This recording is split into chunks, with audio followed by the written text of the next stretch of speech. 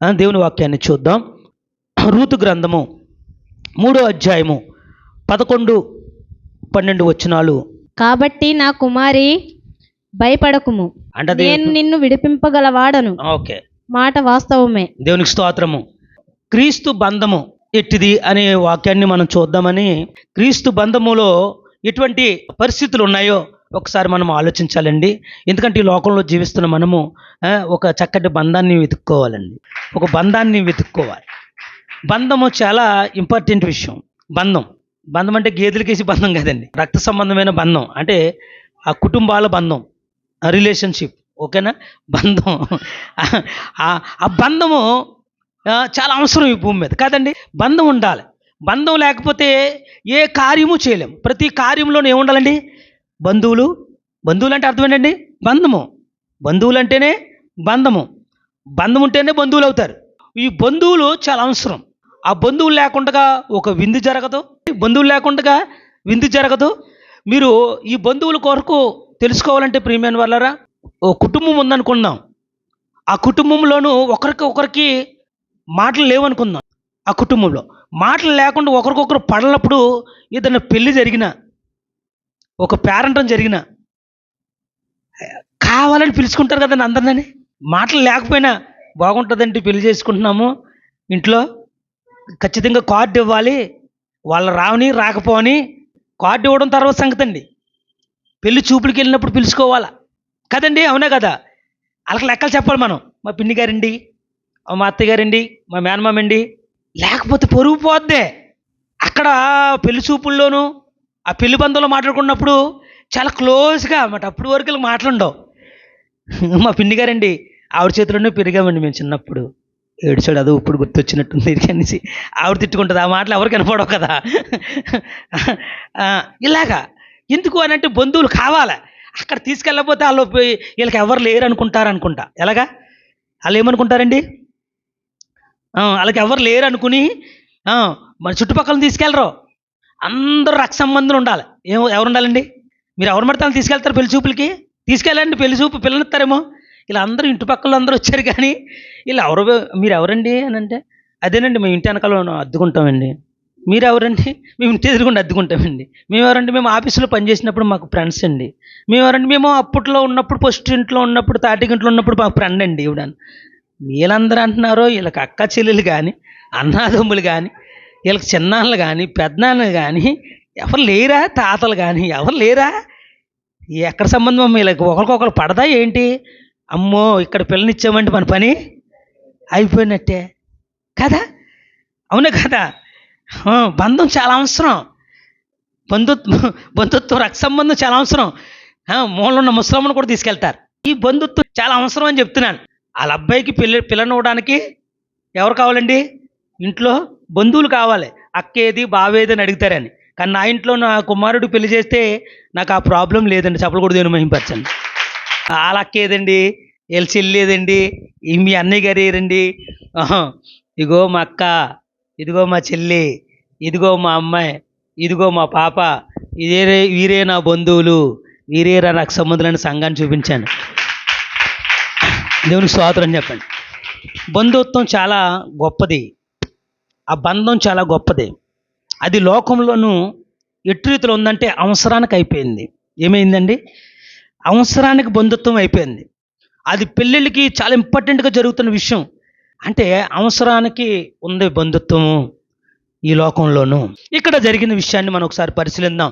Sister చదివారు కదా, నేను నిన్ను విడిపింపగలవాడను అన్న మాట వాస్తవమే. దేవునికి స్తోత్రం చెప్పండి. ఇక్కడ జరిగిన సంఘటన ఏంటంటే, బోయాజు ఎలిమెలెకు కంటే నయోమి యొక్క భర్త, వారి కుటుంబానికి సంబంధించిన వాడంట ఈ బోయాజు. అయితే నయోమి కుటుంబంలోనూ జరిగిన ప్రమాదం అందరికీ తెలుసు కదా. నయోమి కుటుంబంలో ఏం జరిగిందండి? తన భర్త చనిపోయాడు, తన కుమారులు చనిపోతే, తన కుమారుడు లేరని ఎవరింటికి వాళ్ళు వెళ్ళిపోకుండా అందులో ఒక కోడలో నయోమిని నమ్ముకున్న దేవుడిని నమ్ముకుని, నయోమికున్న ఆ బంధువులే నా బంధువులని ఆమె బెత్లెహేములో అడిగెట్టింది రూతు. అయితే ప్రియమైన వాళ్ళారా, యెహోవా ధర్మశాస్త్రంలో రాయబడిన ఆ యొక్క క్రమము ఏదనగా, ఆ బంధము ఏదనగా, బంధం తెలియాలి మనకి, బంధుత్వము తెలియాలి. ఎందుకంటే ఈ రోజున బంధువులకి బంధుత్వానికి విలువలు లేవు. బంధుత్వానికి బంధువులకి విలువలు లేవు, ఒక కట్టడాలు లేవు, ఒక విధానం లేదు, ఒక క్రమం లేదు ప్రియమైన వారు. అయితే ఆ క్రమాన్ని నేర్పించే దేవుడు మన యేసుక్రీస్తుల వారు. ఆ క్రమాన్ని ఇచ్చిన వాడు మన దేవాతి దేవుడు. ఆదిలోనే ఆయన ఒక శిష్టాన్ని అయితే బంధుత్వానికి రాశాడు. ఆదిలోనే ఇశ్రాయేలు ప్రజలకు ఒక బంధుత్వాన్ని రాశాడు ఆయన. ఆయన ఆదిలోనే ఇశ్రాయేలు ప్రజలకు ఏం బంధుత్వం రాశాడంటే, ద్వితీయోపదేశ కాండంలోను 25:5-6 సహోదరులు కూడి నివసించుచుండగా వారిలో ఒకడు సంతానము లేక చనిపోయిన ఎడల చనిపోయిన వాని భార్య అన్యుణ్ణి పెండ్లి చేసుకొనకూడదు. ఆమె పెనిమిటి సహోదరుడు ఆమె యొద్దకు పోయి ఆమెను పెండ్లి చేసుకుని తన సహోదరుని మారుగా ఆమె ఎడల భర్త ధర్మము జరపవలెను. దేవునికి స్తోత్రము. అసలు ఇది ఎందుకు పెట్టాడు బంధం?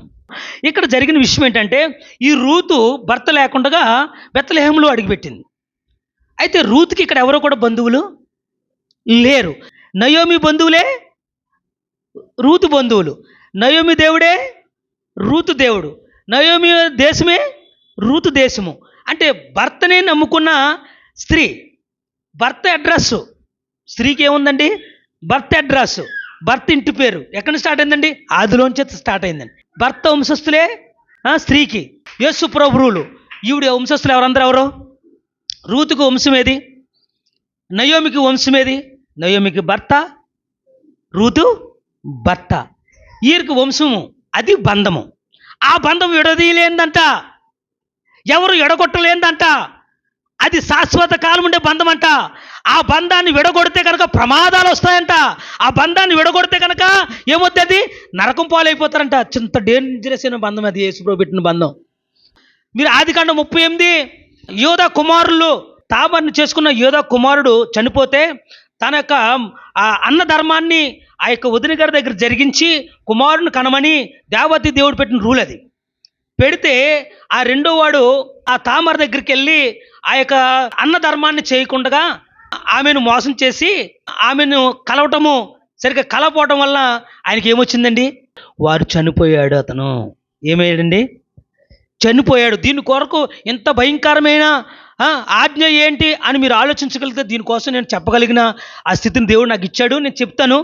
అయితే ప్రియమైన వాళ్ళరా, దేవతి దేవుడు ఏం చేసినప్పటికీ కూడా ఆయన వారసత్వం పోకూడదు, ఆయన వంశవళి పోకూడదు. చెప్పకూడదు అని మేంపరచండి. వారసత్వం నిలబెట్టే వారు కావాలి.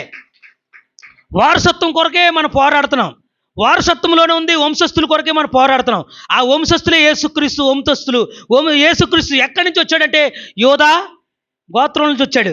అంటే యేసుక్రీస్తు వంశస్థులు ఎవరనంటే ఆదిలోంచే మన పితరులైన ఆ యొక్క ఇశ్రాయేలు ప్రజల్లోంచే, ఆ హెబ్రీల్లోంచే దేవుడు ఎవరిని తీసుకొచ్చాడు? యేసుక్రీస్తుని తీసుకొచ్చాడు. దేవునికి స్తోత్రం అని చెప్పండి. అయితే యేసుక్రీస్తు మొదట ఏ జనాన్ని అయితే ఎన్నుకున్నాడో, ఏ జనాంగాన్ని అయితే ఎన్నుకుని ఆ ఇశ్రాయేలు ప్రజలను ఆశీర్వదించి ఈ భూమిలో మీరు ఆశీర్వదింపబడండి అని చెప్పాడో, ఆ బంధాన్ని మాత్రము ఎక్కడ తెగనవలేదు. చెప్పలు కూడా దేవుని మహిమపరచండి.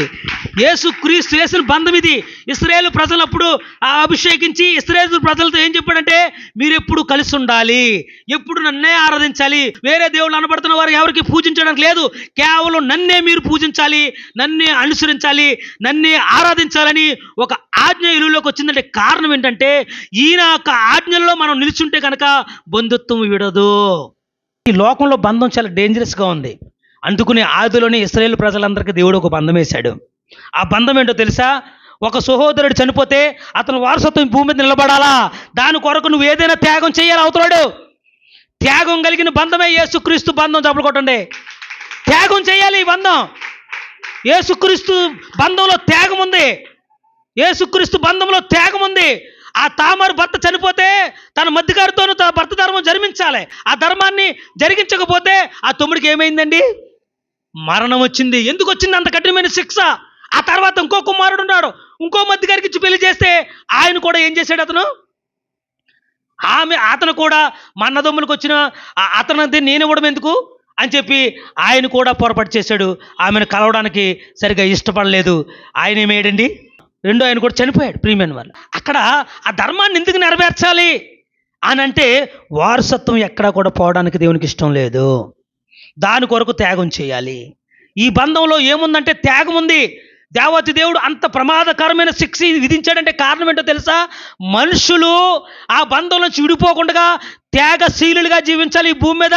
యేసు ప్రభు త్యాగశీలికి కర్త. చెప్పలు కూడా నిర్మయపరచండి. ఆయన ఏదైనా త్యాగం చేయగలుగుతాడు. ఆయన త్యాగం చేయగలుగుతాడు కనుక త్యాగం చేయమని చెప్పాడు. త్యాగం చేయాలి నీ జీవితాన్ని. మన జీవితాన్ని ఏం చేయాలండి? త్యాగం చేసేదే క్రీస్తు బంధం. త్యాగం చేసేది దేవదేవుడు ఎట్టిన బంధం. ఆ త్యాగం కలిగిన వారిగా ఉండాలి. ప్రతిదీ త్యాగం చేయగలగాలి. అది ఇంగ్లీష్లో దానికి ఏముంటుందండి? సాక్రిఫైస్ చేస్తూ ఉండాలి. అందరి కోసం ఏం చేయాలండి? మనము సాక్రిఫైస్ చేస్తూ ఉండాలి. అంతేగాని మన సుఖాన్ని ఎన్నుకుని మన యొక్క పర్వతను ఎన్నుకుని మన ఆలోచన ఎన్నుకుని మనం ఎలా ఉండాలో మనకి లైఫ్ స్టైల్ మనం విధించుకుంటే కనుక ఆ బంధుత్వం నిలబడదు. ఈ రోజు లోకంలో ఉన్న బంధుత్వాలు ఎందుకు నిలబడతారో తెలుసా? ఎవరి లైఫ్ స్టైల్ వాళ్ళకు ఉన్నాయి, ఎవరి ఆలోచనలు వాళ్ళకు ఉన్నాయి, ఎవరి తలంపులు వాళ్ళకు ఉన్నాయి. అందుచేత లోకంలో ఉన్న బంధుత్వము ఆ పెళ్లికి ఫంక్షన్లకు తప్ప ఎక్కడ కలవడానికి లేదు, వారు ఫోటో దిగడానికి లేదు, ఆనందం లేదు, సంతోషం లేదు, ఒకరికొకరికి ఏం లేదంట. సరేనా? రాకపోకలు లేవు ప్రియమైన వారా. ఆ బంధం ఎందుకు పాడైపోయింది అంటే త్యాగం లేదు ఆ బంధంలో. లోక బంధంలో త్యాగం లేదు. త్యాగం లేదు. ఎవరికాళ్ళే ఇరుజ్జులుగా బ్రతుకుతానికి ఇష్టపడుతున్నారు. ఎవరికి వాళ్ళే వారి లైఫ్ స్టైల్ సెట్ చేసుకుంటున్నారు. ఎవరికాళ్ళే వారు ఇలా ఉండాలని కోరుకుంటున్నారు. కోరికలు ఎక్కువైపోయినాయి, ఆశలు ఎక్కువైపోయినాయి. ఈ ఆశలు కోరికలు బంధుత్వాన్ని ఏం చేస్తున్నాయి? వేరు చేస్తున్నాయి. దేవునికి స్తోత్రం చెప్దాం. ఈ లోక బంధుత్వం ఎందుకు ఇడిపోతుందండి? ఈ లోక బంధుత్వం ఎందుకు కలిసి రావట్లేదండి? ఎవరు ఆలోచనలతో వాళ్ళు ఉంటున్నారు. ఆ బంధుత్వాలు పాడు చేసుకుంటున్నారని దేవతి దేవుడు ఒక సంతానాన్ని ఎన్నుకున్నాడు. దేవతి దేవుడు ఆదిలోనే ఒక సంతానాన్ని ఎన్నుకున్నాడు. ఆ సంతానంలో ఇశ్రాయేలు ప్రజలకు అందరికీ ఒకటే బోధ చేశాడు. మీరు త్యాగశీలులై జీవించాలి. ఇప్పుడును త్యాగము ఆ బంధుత్వాన్ని నిలబెడుతుంది. దేవునికి స్తోత్రం చెప్పండి. త్యాగం బంధుత్వాన్ని నిలబెడుతుంది. త్యాగము బంధుత్వానికి కలకాలము. త్యాగము బంధుత్వాన్ని ఏం చేస్తుందండి? కలకాలము కలిసి ఉండేలా చేయగలుగుతుంది. దేవునికి స్తోత్రం చెప్పండి. కలకాలం కలిసి ఉండాలంటే, నీ బంధుత్వం కలకాలం కలిసి ఉండాలంటే ఏముండాలి? త్యాగం చేసేవారిగా ఉండాలంట. ఆ త్యాగం చేయడం కొరకే అక్కడ శిష్టాన్ని పెట్టాడు తప్ప అవమానపరచడానికి కాదు, నిందించడానికి కాదు, వారిని మరణానికి అప్పచెప్పడానికి కాదు. ప్రియమైన వాళ్ళ త్యాగశీలుగా మీరు జీవించాలి. త్యాగశీలి మన దేవుడు యేసయ్య. దేవునికి స్తోత్రం చెప్పండి. ఎందుకంటే ఆ త్యాగమే యేసుక్రీస్తు బంధము. అందుకుని ఆ యొక్క శిష్టాన్ని అక్కడ పెట్టాడు.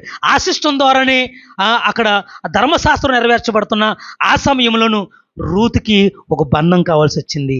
రూతుకి ఆ బంధాన్ని నెరవేర్చడానికి నయోమి యొక్క బంధువులే ఆ యొక్క ధర్మాన్ని నెరవేర్చి ఆ యొక్క వంశస్థుల్లోంచే రూతుకి బిడ్డలు కావాలి. ఎవరు త్యాగం చేస్తారు? ఏమడుగుతుందామే? అయ్యా, మీరే బోయేజు గారు, మీరే మాకు సమీప బంధువు కనుక మీరు నాకు వారసత్వాన్ని ఇవ్వాల్సిన బాధ్యత మీకుందని ధర్మశాస్త్రంలో రాయబడి ఉంది. దేవతి దేవుడు ఎట్టిన బంధం అది. అంచేత ఆ బంధాన్ని నాకు ఇమ్మని అడగడానికి వచ్చానని చెప్పింది ఆవిడ. అప్పుడు నువ్వు భయపడకు, ఇవ్వడానికి నేను సిద్ధం. ఎవరో బోయాజు ఇవ్వడానికి సిద్ధం. అయితే నేను ఆ శ్రమ నుంచి, ఆ అవమానం నుంచి, ఇబ్బందుల నుంచి, ఆ కష్టాల నుంచి విడిపించే బంధమే యేసుక్రీస్తు బంధం అంట. ఆ బంధానికి ఇంకో పేరేంటిది? విడిపించే బంధం. విడిపించే బంధం చాలా గొప్పది. అది బోయజ్ చేశాడు. అది నేను విడిపించగలుగుతాను. అయితే నాకంటే సమీపంగా ఉన్నవాడు ఒకడు ఉన్నాడు అన్నాడంట. ఏమన్నాడు? బోయజ్ ఏం చెప్పాడు? నాకంటే సమీపంగా ఉన్న బంధువు ఇంకొకడు ఉన్నాడు, నువ్వు అతన్ని ఆశ్రయించు. అతను కాదన్నప్పుడు, అతను వద్దనుకున్నప్పుడు నేను నీకు ఆ బంధువు ధర్మాన్ని చేసి నిన్ను బంధకాల నుంచి విడిపించి చక్కటి బంధం ఇచ్చి నిన్ను ఆశీర్వాదం వైపు నడిపిస్తాను, నిన్ను విడిపిస్తానని చెప్పాడంట. విడిపించేదే యేసుక్రీస్తు బంధం.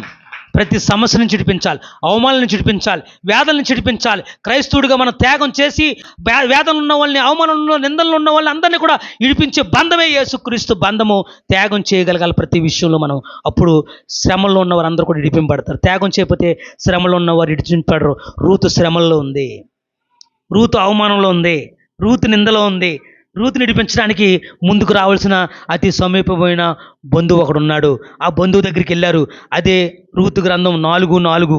చనిపోయిన వాని పేరట అతని స్వాస్థ్యమును స్థిరపరచునట్లు చనిపోయిన వాని భార్య అయిన రూతు అను మోయాబీరాలు యొద్ద నుండి దాన్ని సంపాదించవలనని చెప్పగా ఆ బంధువుడు, నేను దాన్ని విడిపించు కొనలేను, నా స్వాస్థ్యమును పోగొట్టుకుందునేమో. దేవునికి స్తోత్రం. ఈ బోయజ్ ఏం చెప్పాడు? అతి సమీపంగా ఇంకో అతను ఉన్నాడు, అతను వెళ్ళి అడిగితే అతను ఒప్పుకుంటే ఓకే, ఒప్పుకోకపోతే నేను చేసుకుంటాను, నేను విడిపించగలుగుతాను, ఆ బంధానికి విలువని నేను ఇస్తాను అని వెళ్ళి అక్కడ అడిగారంట ఆయన. ఎవరిని? అతి సమీపంగా ఉన్న ఒక బంధువుని అడిగితే ఆయన అన్నాడంట, ఆ బంధుత్వం ఎలాంటిదంటే అండి, నయోమికి పొలం ఉందంటండి. అంటే ఆ పొలం ఎవరికి సంబంధించింది? తర్వాత రూతుకి సంబంధించింది. అయితే ఆ పొలాన్ని విడిపించడం అంటే కొనటం, కొనుక్కుని ఆయన సొంతం చేసుకోవాలి. అయితే అది బయట వాళ్ళు కూడా అమ్మడం లేదు స్థలం. బాగా గుర్తుపెట్టుకోవాలి. అప్పట్లో యేసుక్రీస్తు పెట్టిన బంధం, దేవతి దేవుడు పెట్టిన బంధం ఎటువంటిదంటే, ఆ బంధం నీ స్థలం కాదు, నీ ఇల్లు కానీ ఏంటంటే ఇతరులకు అమ్మకూడదు. చనిపోయిన అతను భార్య కూడా అన్యులకు అప్పచెప్పకూడదని రాయబడి ఉంది. ద్వితీయోపదేశకాండం చదివాము ఇందాక.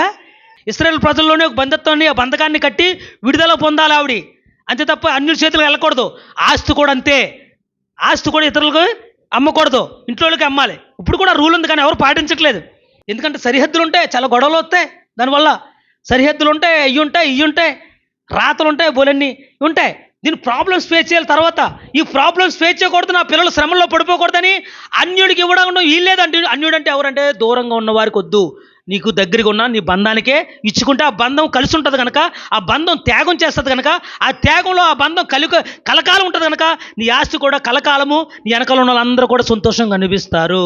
మధ్యలో ఇంకొకరికి ఎవరికైనా ఇస్తే కనుక అది ప్రమాదం అయిపోయి అక్కడ ఏమవుతుందంట, గొడవలు, శ్రమలు, కష్టాలు వస్తాయి. మనుషులకి కష్టాలు రాకూడదని, బంధుత్వంలో కష్టాలు రాకూడదని, నా బంధకంలో కష్టాలు రాకూడదని దేవత దేవుడు ఒక బంధకాన్ని పెట్టి, ఒక రూల్ పెట్టి, ఒక సిస్టమ్ పెట్టి, ఒక సిద్ధాంతాన్ని పెట్టి ప్రజలు నడిపించడానికి ఆయన సిద్ధమయ్యి ఆ రూల్ పెట్టాడు. బయట వాళ్ళకి అమ్మడానికి వీలు లేదు. ఎందుకంటే బయట వాళ్ళు వస్తే అక్కడ గొడవలు జరుగుతాయి. ఇది జరుగుతుంది బయట. చాలామంది ఇంకా అటువంటి ప్రాబ్లం ఫేస్ చేసే వాళ్ళు ఉన్నారు. మ్యాక్సిమం ఇంట్లోకి అమ్ముకోవాలి, అది దేవత దేవుని రూలు. ఇల్లు కానీ, స్థలం కానీ, పొలం కానీ కొంటాకి సిద్ధమనంట ఈయన. ఎవరో సమీప బంధువుడు ఏంటంట, ఆ ఇల్లు కానీ పొలం కానీ కొంటాకి సిద్ధమేనంట, కానీ రూతుని బట్టి చేసుకోడంట. ఇక్కడ జరిగిన సంఘటన ఏంటంటే, ఈయన ఆమెను ఎందుకు చేసుకుని అన్నాడంటే, ఇతనికి ఒక పిల్లోడు పుడితే కనుక రెండో మగ పిల్లోడు పుట్టకపోతే ఇతనికి వారసత్వం ఉండదని భయపడ్డాడంట. ఏం భయపడ్డాడు ఇతను? రెండో వాడు పుట్టకపోతే నా పరిస్థితి ఏంటి, నా భార్య కూడా మళ్ళీ ఇంకొకరికి ఇచ్చి పెళ్లి చేయాలా? చూసారా తెలివితేటలు, మనకి ఎంత తెలివితేటలో. దేవుణ్ణి నమ్ముకుంటే మాత్రం ఎదురు చూడకపోతే ఎలాగమ్మా? దేవుణ్ణి నమ్ముకుంటే మాత్రము వాస్తులు చూడకపోతే ఎలాగమ్మా? దేవుణ్ణి నమ్ముకుంటే మాత్రము అయ్యో ఇంత ఎడ్డోరమా, ఇలాగా అలాగా అని మాట్లాడుకుంటారు. మొదటి కొడుకు ఆమె వారసత్వంలోకి వెళ్తాడు, రెండో కుమారుడు ఇతను వారసత్వంలోకి వస్తాడు. ఆ సిస్టమ్ పెట్టిన దేవుడు ఈ సిస్టాన్ని ఎందుకు పాడు చేస్తాడు? విశ్వాసం లేని వారు త్యాగం చేయలేరు. చెప్పకూడదు, దీన్ని మేపచ్చండి. విశ్వాసం ఉండాలి త్యాగం చేయడానికి. నమ్మకం లేకపోతే త్యాగం చేయలేరు. దేవుని వాక్యాన్ని నెరవేర్చాలంటే త్యాగం ఉండాలి. దేవుని వాక్యాన్ని నెరవేర్చడానికి ఏముండాలండి? త్యాగం చేయాలి. ప్రతిదిని నిద్ర త్యాగం చేయాలి, ఫుడ్ త్యాగం చేయాలి, పేకకి ఏమట్టెట్టుకోవాలి, కత్తెట్టుకోవాలి, వస్త్రాల్లో త్యాగం చేయాలి. త్యాగం చేయడం అంటే ఏది కావాలితే అది మనం అనుభవించడం కాదు. ఎలా ఉండాలో, దేవునికి ఏది మహిమకరంగా ఉంటుందో, దేవునికి ఏది ఇష్టంకరంగా ఉంటుందో అది త్యాగం చేసుకుంటూ మన జీవితంలోనూ ముందుకు కొనసాగాలి. త్యాగం కలిగిన బంధమే క్రీస్తు బంధం. త్యాగశీలి విడిపించేవాడే, విడిపించే బంధమే క్రీస్తు బంధం. శ్రమల్లో ఉన్న వాళ్ళని, కష్టాలు ఉన్న వాళ్ళని, వేదనలు ఉన్న వాళ్ళని విడిపించడానికి త్యాగం చేయాలి. ఈ శ్రమలో ఉన్న రూతు, కష్టాలు ఉన్న రూతుని విడిపించడానికి త్యాగం చేయడానికి ఆ బంధువుడికి ఇష్టం లేదు. ఎందుకంటే అతని వారసత్వం పోతుందేమని, అతని స్వలాభం కోసం రూల్స్ని బ్రేక్ చేస్తే దేవుడు ఒప్పుకోడు. అతను ఏం చేశారంటే తెలుసా? జనాలందరి ముందు చెప్పు తీసి ఆయన చేతికి ఇచ్చారంట. అర్థం ఏంటి? నీకు నువ్వు కొట్టుకోరా అని. నువ్వు వంశంలోంచి వెలేసిన వాడు అని అర్థం. చెప్పలు కూడా దేవుని మేంపరచండి. అతనికి వాల్యూ లేకుండా చేసి పడేశాడు దేవుడు. అనవసరంగా ఏం చేశాడు అతను? తన వారసత్వాన్ని పోద్దని ఆలోచించి అసలైన వారసత్వాన్ని పోగొట్టుకున్నాడు. క్రీస్తు రాజ్యంలో చోట్లేదు ఆయనకి. ఎందుకంటే త్యాగం చేయాలి దేవుని బంధంలో. దేవుని బిడ్డలు ఎప్పుడు అవమానపరచబడకూడదు, దేవుని బిడ్డలు ఎప్పుడు నిందించబడకూడదు, దేవుని బిడ్డలు కూడా ఎప్పుడు ఎలేసిలాగా ఉండకూడదు. ఇతను ఏం చేశారండి? ఎలివేశారు. చెప్పి తీసి చేతికిచ్చారంటే అర్థం ఏంటండి? ఇతను పనికి రాని వాడని అర్థం. పనికొచ్చి వారు అందరూ కూడా దేవుని యొక్క త్యాగశీలులే పనికొస్తారు. త్యాగం చేసినోడే ఏదైనా హీరో కదండి. హీరో త్యాగం చేస్తాడు, విలన్ త్యాగం చేస్తాడండి. త్యాగం చేయాలి, అప్పుడు హీరో. అంతే కదండి. హీరో అవ్వాలంటే ఏం చేయాలి? మనం త్యాగం చేయాలి. మన యేసుప్రభువు ఎవరండి? హీరో త్యాగశీలం అని యేసుప్రభు. దేవునికి స్తోత్రం చెప్పండి. అయితే ప్రియమైన అతను ఎలివేయబడ్డాడు. బోయాజు దాన్ని విడిపించాడు, హీరో అయ్యాడు. ఈ బోయాజు యేసు ప్రభుని పోలుంటాడు. దేవునికి స్తోత్రం చెప్పండి. ఎందుకంటే ప్రియమైన వాళ్ళరా, బంధకాల నుంచి విడిపించేదే యేసు ప్రభు బంధం. బోయాజు దేవునికి ముందు తను కాపాడడానికి రూతుకి విడుదల ఇచ్చి ఆశీర్వదింపబడ్డాడు. రూతుకి విడుదల ఇవ్వలేని ఆ యొక్క బంధువుడు ఏమయ్యాడండి? వంశంలోంచి వెలివేయబడ్డాడు. దేవుడు ఇచ్చిన సిస్టమ్ ఏంటంటే మన బంధుత్వం పోకూడదని, ఆదిలోనే వారసత్వాన్ని ఉండాలని, వంశస్థులు ఎదగాలని ఆదిలోనే పునాది వేశాడు. ఎట్టి పరిస్థితుల్లోనూ ఈ బంధకాల నుంచి మీరు బయటకు రాకూడదు, ఈ బంధుత్వం నుంచి బయటకు రాకూడదు. ఈ బంధుత్వానికి ప్రత్యేకమైన స్థలము, యేసుక్రీస్తు ఏర్పరిచిన బంధుత్వానికి ప్రత్యేకమైన స్థలము పరలోక రాజ్యము. ఆ పరలోక రాజ్యంలో మనం ప్రవేశించాలంటే యేసు ప్రభు బంధువులుగా మనం ఎదుగుదాం. యేసు ప్రభు రక్త సంబంధిగా జీవించి త్యాగశీలులుగా ఈ లోకంలో ఎదుగుదాము. దేవుని యొక్క బంధంలో నిలుద్దాము. దేవుని యొక్క రాజ్యంలో మనము వారసులుగా ఎంచబడదాము. దేవుని యొక్క క్రీస్తు వంశస్థుల్లో మనం జీవిద్దాము. దేవుడి మాటలు దీవించను గాక.